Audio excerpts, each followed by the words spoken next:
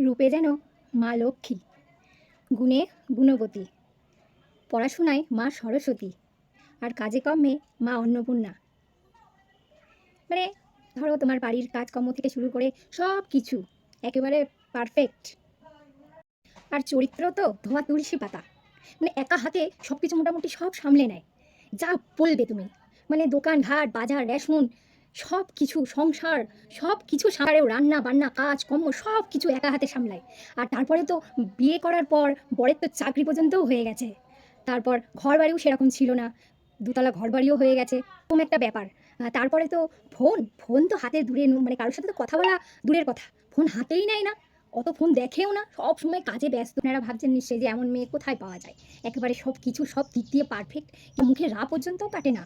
বন্ধুরা, এমন মেয়ে কোথায় পাওয়া যায়? এমন মেয়ে পাওয়া যায় শাশুড়ির পেটে।